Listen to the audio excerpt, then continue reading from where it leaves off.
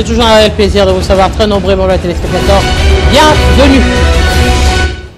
Bienvenue, oui, bienvenue dans Kinshasa Direct, oui, ce grand plateau de tous les soirs. Nous sommes là bien au rendez-vous, oui, pour tenir compagnie, mais également pour parler de l'actualité qui reste dominée par le processus de Luanda. Les accords vont déjà démarrer, oui.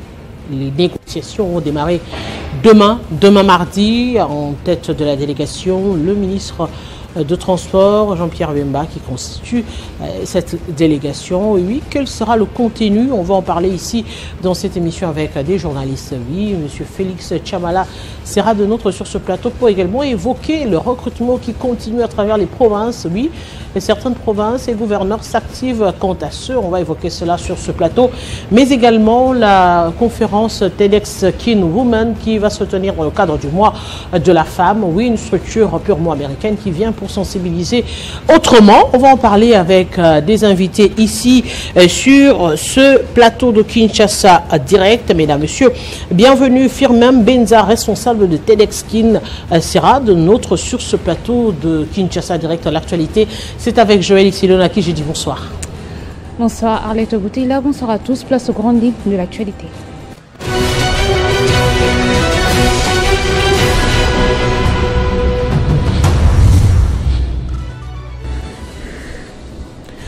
Le front diplomatique continue de payer. Une pluie de sanctions individuelles du Conseil européen est tombée ce lundi contre les personnalités du M23. Juste avant, Kigali, exaspéré, a rompu ses relations diplomatiques avec Bruxelles. Ce 18 mars, une délégation du gouvernement sera face aux rebelles du M23 à Luanda pour des négociations directes. Les analyses sur les attentes et les compositions de deux parties lors de ce rendez-vous à suivre dans nos prochaines éditions.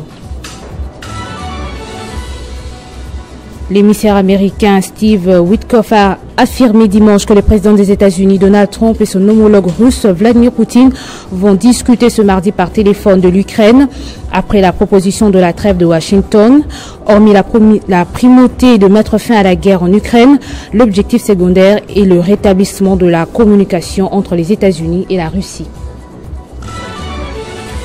Après plus de 20 ans de carrière en journalisme sportif, Arlette Boutela veut diriger la Ligue nationale de football féminin.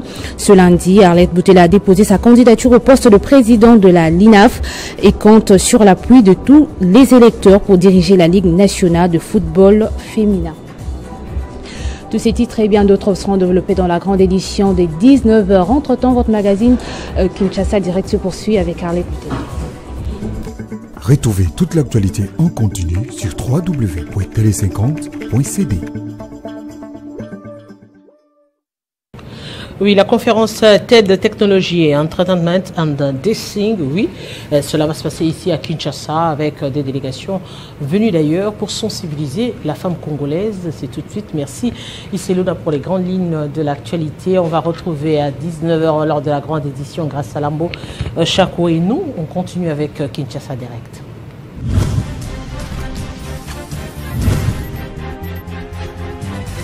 Je pense que ces rocades vont permettre le désenclavement de la circulation autour de Kinshasa. C'est une façon de montrer qu'à Kinshasa, il n'y a pas suffisamment de routes. Et l'IGF, avec Alingué Jules, inspecteur chef des services, a pu, avec le gouvernement congolais, renégocier avec les Chinois, le partenariat que nous avons avec les Chinois. Le retombé de ces négociations ont donné des moyens suffisants pour pouvoir faire des routes d'abord. L'avantage est que le financement de ceci est déjà garanti, c'est-à-dire qu'on a déjà donné les périmètres, les chantiers sont en cours, à la fois ici à Kinshasa mais aussi à l'intérieur du pays. Et c'est une visite qu'on est venu pour faire ce constat. C'est une très bonne chose pour le pays, très bonne chose.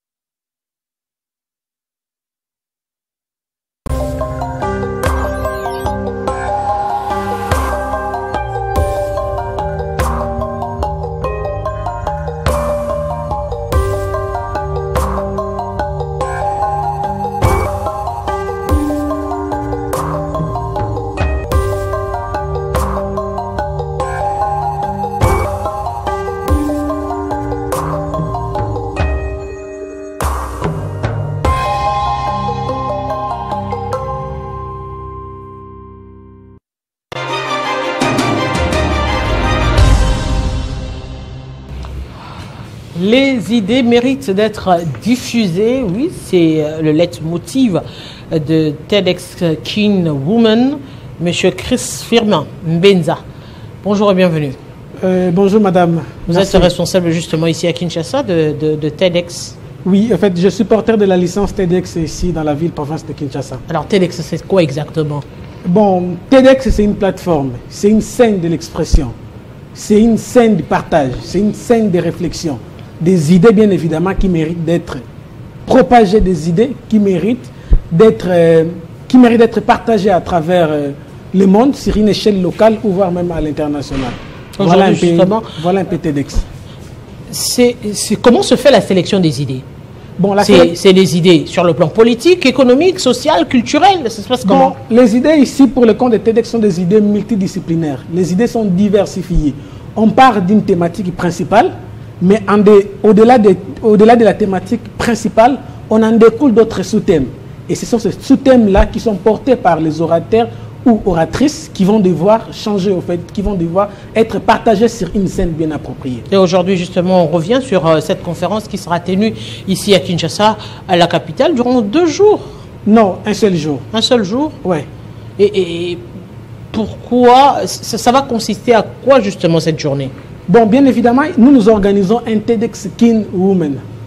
En fait, TEDx Kin Woman, c'est une déclinaison de TEDx. En fait, c'est une licence, c'est une sous-licence, allais-je dire, de la fondation TEDx. C'est-à-dire, nous avons postulé pour organiser à l'échelle nationale ou à l'échelle locale, pour pouvoir organiser un TEDx. Nous avons été retenus pour organiser un TEDx à l'échelle locale. Et justement, voilà. ça tient compte par rapport au mois de la femme, des thèmes principaux du mois de la femme, ou il y a des thèmes spécifiques? Oui, bien évidemment, ça tient compte du mois de la femme. Bon, bien évidemment, parce que c'est moi qui ai postulé. L'idée pour moi, c'était de permettre, en vrai, tout ce que je voulais, c'était de permettre l'expansion des idées portées par les femmes congolaises. Raison pour laquelle je me suis focalisé sur cette licence. Parce que je pouvais postuler, bien évidemment, pour une licence business, je pouvais me focaliser sur une licence universitaire ou une licence standard. Mais j'ai voulu bien prendre une licence féminine pour, bien évidemment, permettre l'expansion des grandes idées portées par les femmes congolaises. Parce qu'elles sont nombreuses, ces femmes qui se réveillent les matins, qui sont là d'arrache-pied pour travailler, mais qui, des fois, leurs idées ne sont pas partagées à l'échelle tant nationale qu'internationale. Et justement, voilà. Vous allez axer cette fois-ci. Le thème général, ce sera quoi exactement pour cette Femmes année? Et société à l'écoute des idées qui transforment notre monde. Voilà un peu. Quels seront les orateurs? Vous serez le seul orateur ou bien ce sera un mélange, un cocktail des femmes dans différents domaines? Effectivement, il y aura un cocktail des femmes. Nous avons sélectionné 10 femmes et nous avons commencé à l'échelle la plus basse. On aura une oratrice, une élève qui va parler d'un sujet. Donc on a commencé à l'échelle la plus petite vers l'échelle la plus haute. Donc c'est un événement tout public. Il ne faudra pas que les gens se disent que non, voilà, c'est un événement de grande classe. Non, nous avons sélectionné toutes les personnes et cela dans toutes les couches sociales. Voilà. Ça va se passer où et quand? L'événement est prévu ce 22 mars au Centre culturel de Kinshasa. L'ouverture des portes, c'est à 8h30. 8h30? Oui, voilà. Ça sera toute la journée? Non. L'événement commence de 8h30 à 13h. Donc chaque femme a une scène pour pitcher pendant 10 minutes. Sur une idée qui peut être une idée professionnelle ou une idée privée. Ça dépend du fait de l'oratrice, du texte que l'oratrice propose. Mais alors après avoir écouté, ils vont faire quoi? Les idées vont être portées, les idées vont être soutenues, accompagnées, ou ça se passe comment en fait? Ou c'est juste une tribune d'expression et après on finit, chacun rentre chez lui? Oui, voilà, en vrai c'est vraiment ça. L'idée pour les TEDx, c'est que les TEDx c'est une scène d'expression. C'est une scène de réflexion où nous partons des modèles qui ont un profil qui incarne, un profil qui inspire, et partant de son idée, partant de sa vision, nous espérons pouvoir changer le profil de plus d'un. Et pour ce cas, nous espérons pouvoir impacter tant soit peu les femmes congolaises ou voir les hommes congolais. Voilà. Une tribune, mais aujourd'hui, au-delà des invités ordinaires, vous avez pensé à des autorités, justement, ces personnalités, les grandes figures que vous considérez comme modèles qui vont faire partir de cette tribune d'expression libre? Oui, voilà, bien évidemment. Donc, il y a plusieurs grandes autorités qui sont attendues pour cette grande activité. Et donc, il y aura des ministres, il y aura des femmes entrepreneurs. Donc, la sélection, c'est une sélection qui est inclusive. Et TEDx, cette activité, c'est une activité inclusive. Donc, même les gens, quand ils sont à la maison, je vous appelle en tout cas à prendre part à cette activité parce que c'est une activité inclusive. Et la sélection des invités a été faite de manière inclusive, de telle manière que toutes les personnes qui prendront part à cette activité puissent sortir avec quelque chose, puissent sortir avec une histoire qui va impacter toute leur vie. Voilà. Alors, les hommes également sont associés à cela, oui, à ce débat? Oui. Il n'y aura que des femmes? Bon, pour cet TEDx, nous n'avons choisi que les femmes. Nous avons choisi que les femmes. Peut-être quand on organisera prochainement un TEDx standard, on espère peut-être inviter les hommes. Voilà. Alors, quelles sont les grandes idées qui doivent être partagées? Est-ce que les orientations sont données comme telles pour orienter? C'est vrai que les idées sont là, mais il y a également une façon de le partager, une sélection, une préparation même, parce que c'est pas, je crois pas que ce sera tous les intervenants qui ont l'habitude de s'exprimer. C'est des idées qui naissent des personnes, mais à qui vous allez devoir faire un travail de communication pour leur permettre de bien transmettre également ces messages. Oui, bien évidemment. Le TEDx qui nous mène, c'est une activité sur mesure. Donc nous travaillons avec une académie d'art oratoire, et cette académie-là qui se charge de pouvoir peaufiner, sélectionner, arranger, éditer tous les textes proposés par nos oratrices. Donc à l'heure actuelle, vous avez déjà vos orateurs, oratrices. Nous avons déjà nous avons toutes nos oratrices, bien évidemment. Alors nous avons les 10 oratrices. Vous les avez sélectionnées comment? Bon, c'est vous qui choisissez ou c'est elles qui viennent vers vous? Bon, on peut dire qu'il y a eu 50%, 50%. Okay. Donc il y a eu des oratrices qui sont venues vers nous, il y a eu des oratrices que nous avons choisies partant de leur profil. Voilà. On peut en savoir quelques têtes? Oui, il y a par exemple Madame Joël Cabayo, on a Madame Marceline Kaozi, la présidente de Pluriel. Nous avons par exemple Madame Tekle Kamunda qui est une entrepreneur. Nous avons Joyce Ngoul, l'élève dont je vous ai parlé tout à l'heure. Elle n'a que 11 ans. Elle va tenir un pitch de 10 minutes à l'échelle internationale. Pour la première fois, je pense bien que nous allons peut-être mériter un Guinness record. Voilà. Et donc, à l'échelle internationale, ça veut dire que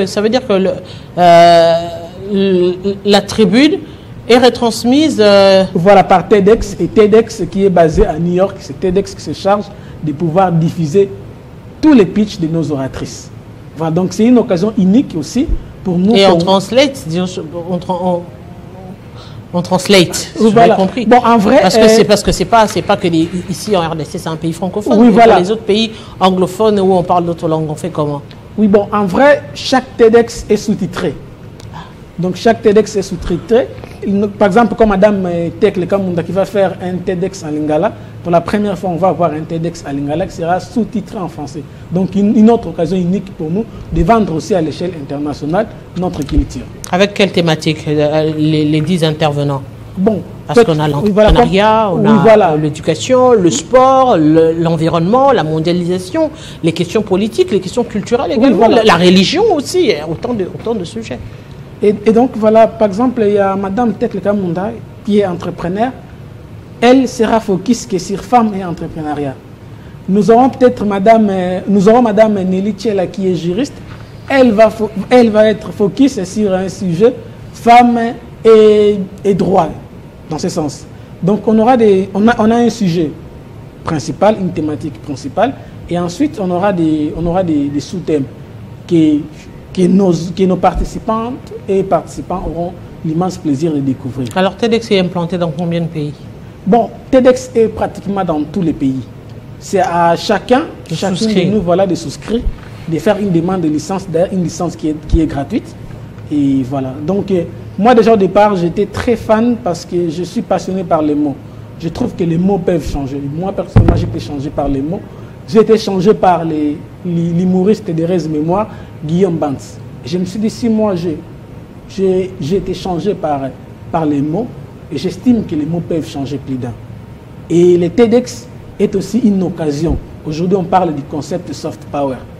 C'est aussi une occasion unique aussi pour nous Congolais de pouvoir vendre les savoirs congolais, le savoir des femmes congolaises à l'échelle internationale. Et c'est là via TEDx. Alors, puisque c'est déjà sera un matin, comment faire avec les écoles, comment faire avec toutes ces personnes, parce que c'est vrai que les enfants vont intervenir, les élèves vont intervenir, il faudrait quand même qu'il y ait aussi des modèles d'enfants qui viennent suivre ce message-là, c'est important. Vous avez, il y a des collaborations avec des écoles justement par rapport à cette journée? Oui, voilà, il y a des collaborations avec des écoles. Par exemple, on a le lycée Liziba qui est fait en collaboration avec nous. C'est d'ailleurs l'élève de Liziba qui sera intervenante à cette grande activité. Il y a aussi des écoles qu'on a invitées. Nous avons envoyé des lettres et les lettres ont été acceptées. Et donc il y aura des moyens de transport à leur disposition pour leur permettre de pouvoir faire ces déplacements. Alors fais-moi un message à tous les parents, à tous les jeunes et à toutes les femmes, évidemment, qui ne connaissent pas TEDx Kin Women, qui ne connaissent pas TEDx tout simplement parce que c'est pas que Women, oui, c'est voilà. Women qui est associé au mois de la femme, oui, voilà. Voilà. Et voilà, donc TEDx Kin Women, c'est une déclinaison de la fondation TEDx basée aux États-Unis. TEDx Kin Women sera une scène de l'expression, une scène de partage, une scène de réflexion, une réflexion pour changer, une réflexion pour impacter. Impacter non pas que pour simplement, mais impacter pour que plusieurs vies changent, en partant des repères, en partant des modèles féminins, bien évidemment, ces modèles qui sont congolais. Et donc voilà, je vous invite bien évidemment à cette grande messe, de partage, dont l'objectif est d'impacter plusieurs vies, qui aura lieu ce 22 mars au Centre culturel de Kinshasa. L'ouverture des portes, c'est à 8h30. Vous pouvez toujours faire vos réservations via notre site internet www.tedxkin.com. Donc vous aurez toutes les orientations pour votre réservation. Et quant à moi, je vous attends, c'est samedi 22 mars. Merci beaucoup et bien nous espérons que les femmes vont prendre part active, justement la jeunesse aussi, étant donné que nous avons la semaine anglaise, donc les samedis, très souvent il n'y a pas de travail et puis oui, voilà. Les gens pourront plus facilement participer à cela. Monsieur Firmin Menza, responsable de TEDx Kinshasa, oui. Grand merci à vous. C'est moi qui vous remercie, madame. Voilà, on va continuer cette fois-ci pour rester sur l'actualité. On vous garde, restez assis le temps de prendre le jingle pour le deuxième invité.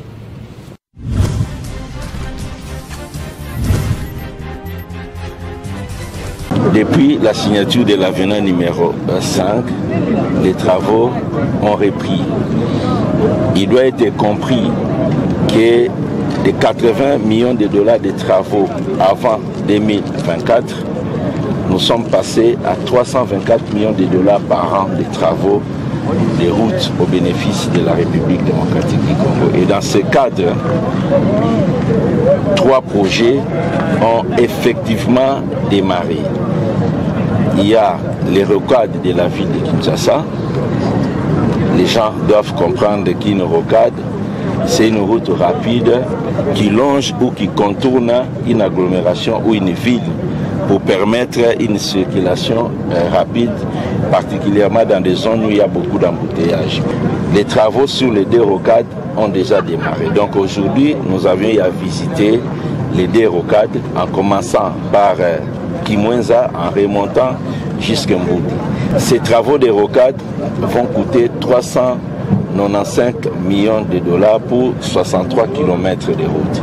Nous devons sincèrement féliciter son Excellence, Monsieur le Président de la République, chef de l'État, pour avoir matérialisé sa volonté, sa détermination à revisiter les contrats SICOMIN pour donner à la RDC les meilleurs bénéfices.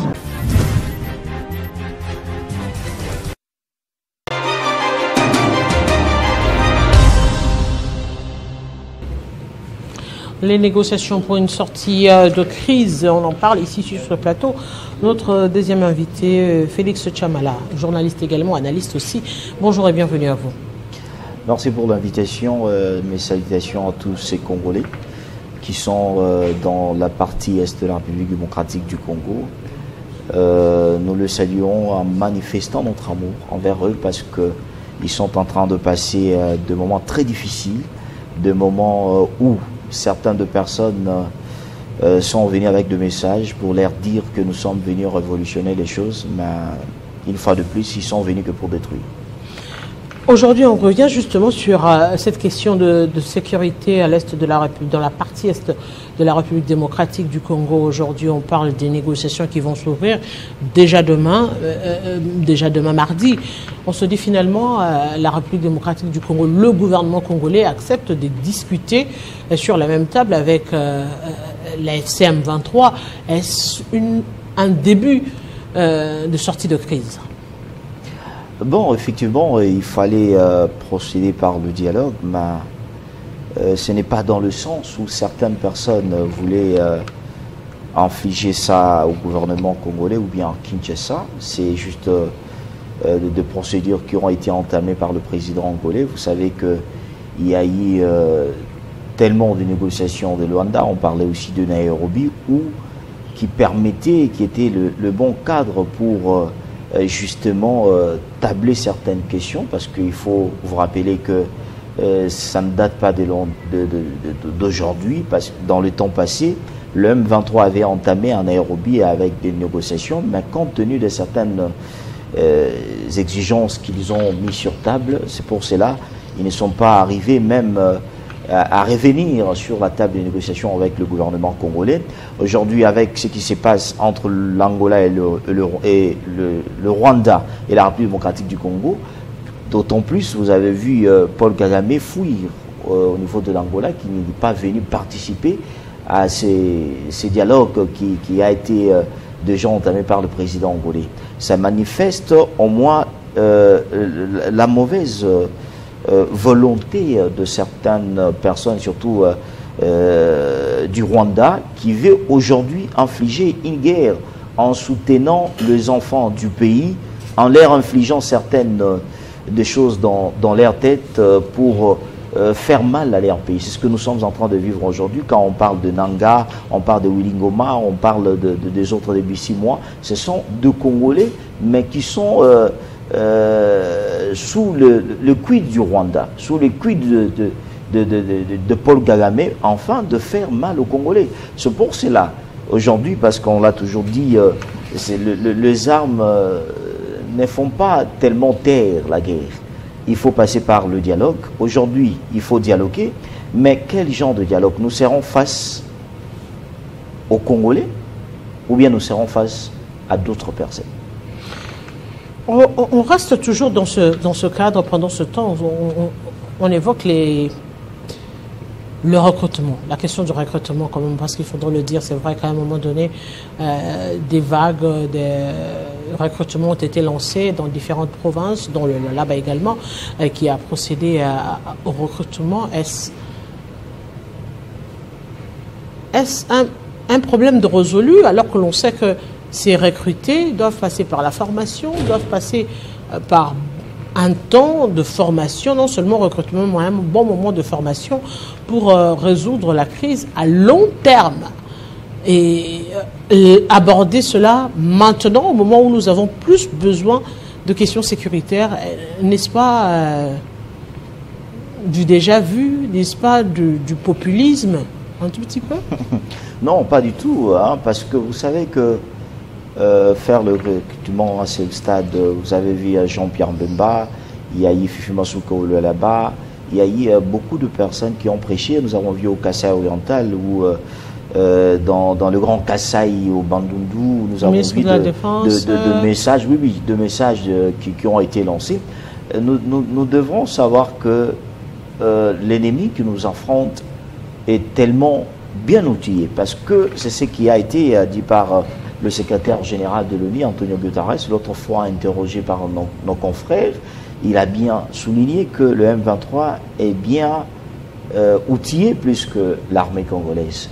Alors aujourd'hui, nous sommes en train de chercher que nous puissions augmenter l'effectif de notre armée, parce que nous avons vu que malgré ce qui nous a imposé, avec le nombre que nous avons, ça ne va pas suffire. C'est pour cela qu'il faut lancer des messages, intéresser les jeunes qui sont prêts à servir leur nation, pour leur dire qu'il est temps de faire face à l'ennemi, parce que faire face à l'ennemi, ce n'est pas seulement passer dans des médias, passer à écrire sur les réseaux sociaux, mais c'est aussi affronter l'ennemi avec des armes sur le plan militaire, où aujourd'hui, qui d'autant passé, je pourrais dire que ça n'a pas été tellement travaillé en profondeur, cette question de notre armée. Aujourd'hui, nous sommes en train de voir que cette problématique de l'armée est en train de revenir. C'est pour cela qu'il faut lancer, faire de recrutement pour que nous puissions avoir plus de militaires qui dans le temps passé. Parce que si aujourd'hui il y a les autres, vous savez que dans la partie Est, quand on a récupéré Goma, il y a certains de nos militaires qui ont été tellement forcés par le rebelle d'adhérer à leur mouvement, il y a les autres qui ont été tués par des rebelles. Tout ça, ça pose vraiment un grand problème. Alors aujourd'hui, qu'est-ce qu'on devrait faire? On devrait procéder par le recrutement. Le recrutement, c'est dans toutes les provinces, encourager ces jeunes qui sont en train de rêver pour un Congo qui va se retrouver un Congo de paix, un Congo de l'unité, parce que nous avons que Congo comme notre terre. Nous n'avons pas d'autres terres pour y aller. C'est pour cela, demain, il faut que nous puissions léguer ce pays dans les mains de nos enfants. Mais nous allons léguer ce pays dans les mains de nos enfants avec une partie du Congo déjà dans les mains de rebelles. Non. Alors, il faut y travailler, mettre de moyens. Je l'ai toujours dit, faire la guerre, ce n'est pas seulement une question d'avoir plus de militaires, ce n'est pas seulement avoir plus d'outils, avoir de chars de combat, avoir des armes de dernière génération, mais c'est aussi la morale de notre armée. Est-ce que la morale de notre armée aux élites, vous avez suivi le chef de l'État qui a accusé qu'au sein de notre armée, il y a eu de trahison où certains dons qu'on fait aux militaires ou bien l'argent de primes des militaires, ça n'arrive pas au fond. Pourquoi? Parce qu'il y a deux gens qui ne veulent pas au moins que la République démocratique du Congo puisse retrouver la paix, qui sont en train de collaborer avec les ennemis pour faire mal au Congo. Alors ils ne vont pas y participer. Mais aujourd'hui justement, ces recrutements lancés entre autres par le gouverneur du Lualaba poussent les gens à réfléchir et à aller plus loin, d'autant plus qu'elle a signifié elle-même soutenir la question des négociations des pères et évêques catholiques et de l'église de Reveil, des églises de Reveil. Aujourd'hui, on l'accuse entre-temps, on fait un raccordement pour dire que oui, lorsqu'on soutient la CENCO-ICC, c'est forcément qu'on soutient la FCM 23 avec Corneille Nangaa. Non, pas du tout, parce que ce sont de gens qui veulent au moins faire une mauvaise traduction, parce que vous devez le savoir, les évêques catholiques et de l'ECC ont entamé leur procédure. Nous avons vu comment ils sont en train de visiter des gens de gauche à droite, justement pour leur demander de revenir tout autour d'une table et poser le vrai problème entre nous, Congolais. Mais la rencontre entre les évêques avec Fifi Masuka, ça ne traduit pas que Masuka est d'accord en globalité de tout ce qui se passe entre les évêques et l'église de l'ECC. Mais Masuka soutient ce qui est correct et clair. Ça signifie que si dans le tête des évêques, que ce soit de l'ECC ou de la CENCO, qu'ils sont là pour aider la population ou aider nos politiques de trouver une bonne solution, et cette solution qui est purement congolaise, c'est-à-dire là, il n'y a pas de problème. Mais lorsque on chuchote un peu que derrière l'air de marche, il y a un diable qui s'est cacherait, vous n'allez pas dire que Masuka va les soutenir, c'est parce que elle s'est rencontrée avec les évêques. Et vous devrez souligner que la rencontre de Masuka avec les évêques, c'est compte tenu de l'appel qui a été lancé par le prêtre en disant qu'ils ont besoin de rencontrer tout le notable Katangé. Masuka aujourd'hui, elle est parmi les notables Katangé. Elle devrait aussi être consultée par les évêques. Ça ne poserait pas de problème. Mais elle va soutenir un dialogue qui sera pour l'intérêt de la population congolaise. Parce qu'elle l'a toujours dit, si ces dialogues ou si cette démarche des évêques contribuerait pour l'intérêt du peuple congolais, elle sera là pour soutenir. Mais non pas cette démarche qui viendra pour tuer encore le Congolais. Là, ça ne va pas passer malgré qu'elle est catholique. Justement, comment aujourd'hui arriver à concilier la démarche des évêques? C'est ça aussi le grand problème, la démarche qu'est en train de mener les évêques et les négociations qui entament, parce qu'on voit également là aussi, le président de la République apparemment n'y prendra pas part. Il a délégué M. Jean-Pierre Bemba et M. Eberand. Aujourd'hui, on se dit finalement, est-ce que l'on devrait espérer une suite favorable de ces négociations? Bon, c'est encore un protocole de plus qui ne va aboutir à rien. De l'entame, ça part mal. Parce que quand vous prenez l'AFC et le M23, qui faisaient des réclamations pour dire que Tshisekedi devrait parler de sa propre bouche, pour dire, accepter que je vais dialoguer avec le M23. Ce qui est incorrect. Parce que les négociations qui sont au niveau de l'Angola, ce n'est pas Tshisekedi qui a voulu. Nous avons le cadre qui a été déjà bien établi de Nairobi, où on invitait le groupe rebelle de venir autour d'une table afin de poser le vrai problème. Alors aujourd'hui, ils sont en train de poser des conditions. Tshisekedi, l'autre vous dirait même que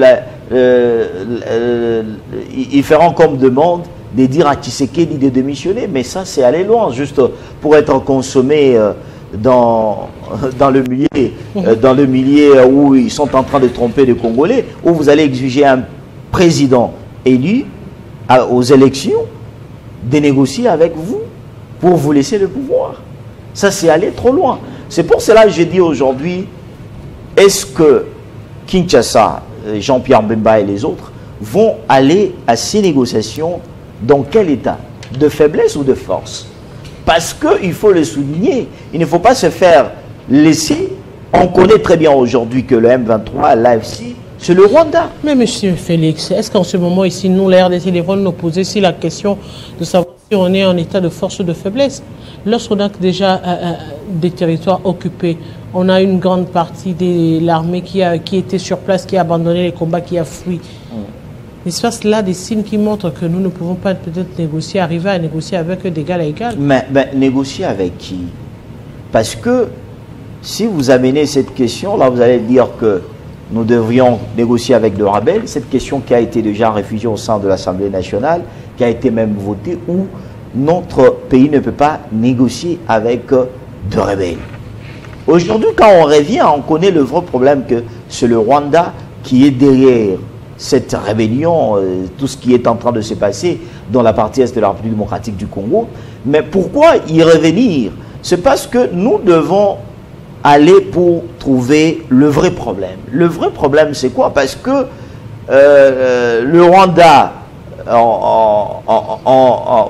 au Conseil de sécurité des Nations Unies, il nous accuse que c'est le M23, c'est purement congolais. Alors si c'est purement congolais, alors pourquoi nous trouvons sur le sol congolais le militaire rwandais? C'est là où ça choque. Pourquoi nous trouvons, quand vous prenez le Nord Kivu, Goma, est dirigé par un Rwandais? Et quand je vous parle aujourd'hui, vous y partez là-bas, c'est le Kinyarwanda qui est en train d'éprimer à Goma. Quelle solution préconisée dans ce cas? Alors, la solution, c'est justement avancer avec ces négociations de Luanda directement avec le Rwanda et aussi avec Nairobi. Poser le vrai problème qui est aujourd'hui est que la communauté internationale, partout, l'Union européenne, qui a tout simplement dit haut et fort que le Rwanda devrait quitter le sol congolais. Tout ce que nous voyons, le M23, Nanga et les autres, ce n'est que des coquilles vides. Ce sont des gens qui sont manipulés par le Rwanda afin d'habiller cette question de l'insécurité de l'Est comme un problème de Congolais. Au moment où le Rwanda est en train de nous attaquer directement à travers nos frères. Alors, pourquoi aujourd'hui nous devrions partir en Angola et négocier? C'est parce qu'on devrait poser le vrai problème. Pourquoi ils nous attaquent? Qu'est-ce qu'ils veulent? Parce qu'au Congo, nous savons très bien que nous avons des opposants. Quand vous prenez Martin Fayulu depuis que Tshisekedi au pouvoir, ils n'ont jamais pris des armes. Ce qu'ils veulent est connu. On parlait de la question des minerais. Aujourd'hui, si on voit l'occupation, elle est carrément nord et sud Kivu. Donc carrément le Goma et Bukavu. Et c'est là apparemment qu'ils ne prennent pas le temps de bouger un peu plus. Parce que si aujourd'hui on devait évoquer la question des minerais, c'est les minerais. Ah oui? Goma, Bukavu, c'est les minerais. Et des minerais stratégiques aujourd'hui. S'ils les ont, oui. Pourquoi aujourd'hui ils doivent encore parler de la guerre? Parce qu'on estime qu'ils les ont déjà. Non, mais s'ils continuent, ça veut dire qu'aujourd'hui ils visent également autre chose. Ils ont trompé les Congolais en leur disant que Tshisekedi ne mérite pas d'être président en République démocratique du Congo. Oui. Il faut que Tshisekedi quitte le pouvoir. Ça, c'est juste aveugler les Congolais. Mais leur intérêt, leur souci, c'est de récupérer des souches là où il y a de minéraux, justement pour se faire innocenter. Parce qu'aujourd'hui, quand vous voyez cette situation de guerre, ils avaient promis qu'ils vont progresser pour aller récupérer et venir, ou même j'ai suivi Nanga en disant qu'avant le 23 mars, nous serons déjà à Kisangani. Aujourd'hui, vous allez voir que cette question de guerre, ils ont un peu alourdi. Pourquoi? C'est parce qu'ils sont en train de lutter pour leurs intérêts. Quand vous prenez Nanga, il s'est fait aujourd'hui au rabais. Pourquoi? Parce que on a pris ses carrés miniers. Quand vous prenez les autres là, vous allez comprendre que les questions qu'on leur pose, des questions qui sont très importantes, ils n'arrivent pas à répondre. Pourquoi? Parce qu'ils se disent que nous sommes venus protéger, nous sommes venus renouveler des choses, au moment où, dernièrement, ils ont bombardé l'hôpital, où il y a eu de morts. Il y a de jeunes, des élèves qui sont forcés pour adhérer à leur mouvement.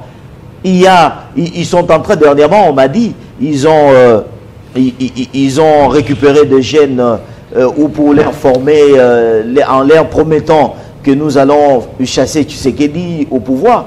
Ils ne sont pas en train de lutter pour l'intérêt général du peuple congolais. Ils sont en train de lutter pour leur intérêt propre. C'est pour cela ces négociations d'Angola vont faire découvrir de quel sens nous sommes en train de vivre avec certains des Congolais qui ne sont pas là pour les intérêts de la population, mais qui sont là pour leurs propres intérêts. C'est ce qui est en train de se passer. Un message aujourd'hui, disons-le, à la population non seulement congolaise, mais aussi à tous ceux qui attendent et espèrent que ce dialogue pourra aboutir à quelque chose et qui pensent également que la RDC, disons le gouvernement congolais, devrait être un peu plus large au lieu d'être,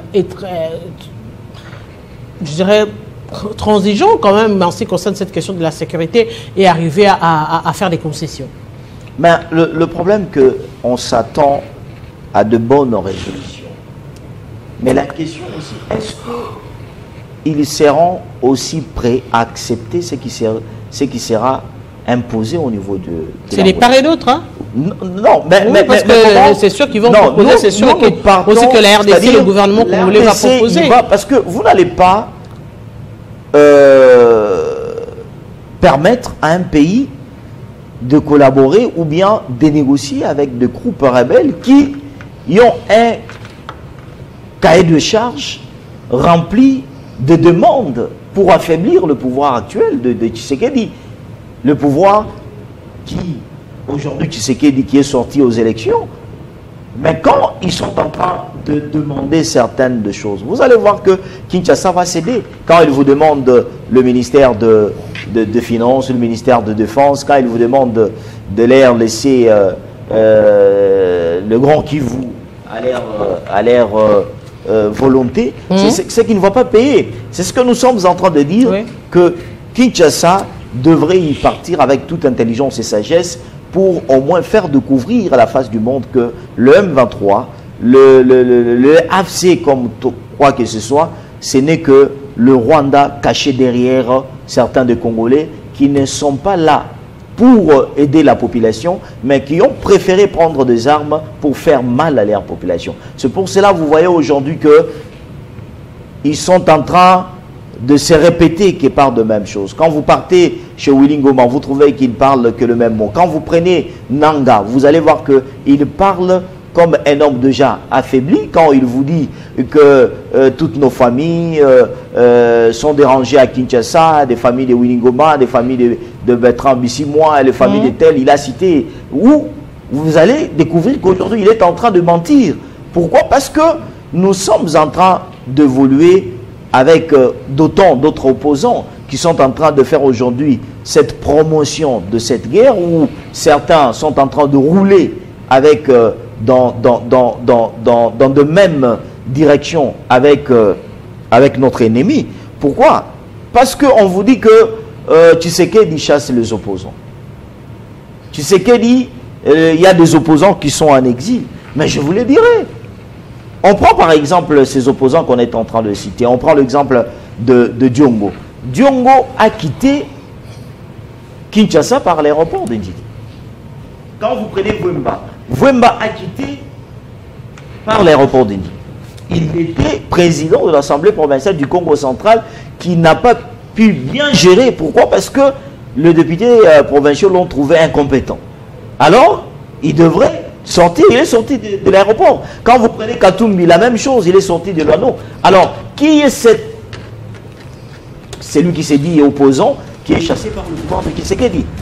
Vous allez trouver que tout ça, ce n'est que des choses qui sont en train de prêcher pour rien. Mais je voulais terminer pour vous dire qu'aujourd'hui, quand vous y partez là-bas, Fifi Masuka a eu au moins à projeter, entre autres, il y a eu une semaine de prière où toutes les confessions religieuses ont été réunies.